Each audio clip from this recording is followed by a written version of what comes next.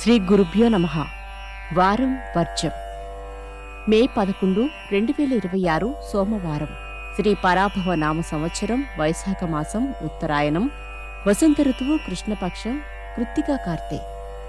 నవమి మధ్యాహ్నం 3:18 వరకు.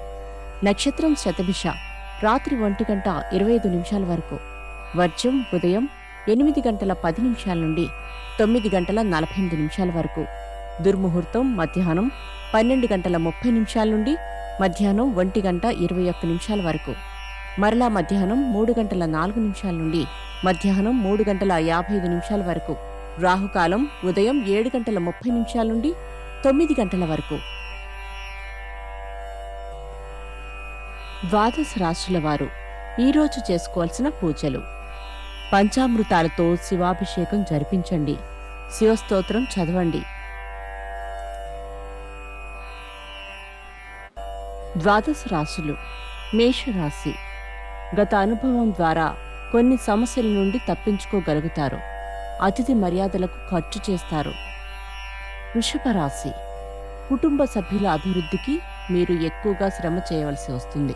ప్రయాణాలు అనుకూలంగా ఉంటాయి. మిథున రాశి. మీ గురించి చెడుగా ప్రచారం చేసే వ్యక్తుల నుండి దూరంగా ఉండటం మంచిది. కాంట్రాక్టులు దక్కుతాయి. కర్కాటక రాశి. అనుకూల ఫలితాలు, ప్రతికూల ఫలితాలు సరిసమానంగా ఉంటాయి. వస్తు భద్రత పట్ల జాగ్రత్త అవసరం. సింహరాశి. నూతన బాధ్యతలు సంతోషం కలిగిస్తాయి. బంధువులతో మాట పట్టింపులు రాకుండా జాగ్రత్త పడండి. కన్యారాశి. నిర్వహించలేక పారిపోతారని ఇతరులు వేసిన అంచనాలు తలక్రిందులు చేస్తాయి. వ్యాపారాలు అభివృద్ధి చెందుతాయి. తులారాశి. ఇష్టం లేకపోయినా, నమ్మకం లేకపోయినా కొందరిని తాత్కాలికంగా నమ్మాల్సిన స్థితి తప్పదు. వస్త్రలాభం. వృశ్చిక రాశి. మీ పలుకుబడి అన్ని విధాలుగా ఉపయోగించి ఉద్యోగపరమైన ఒత్తిళ్లను తట్టుకుంటారు. శుభవార్తలు అందుకుంటారు. ధనస్సు రాశి. అధిక శ్రమ వలన ఆరోగ్యపరంగా కొద్దిపాటి ఒడిదుడుకులు ఉంటాయి. సమావేశాలలో పాల్గొంటారు.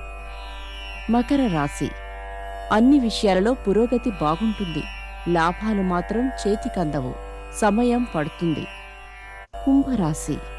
ఉద్యోగపరంగా మీ స్థాయి తగ్గనుందని శత్రువర్గం ప్రచారం అధికమవుతుంది. రుణాలు తీరుస్తారు. మీనరాశి. ఆర్థిక పరమైన ఒత్తిళ్లు ఉంటాయి.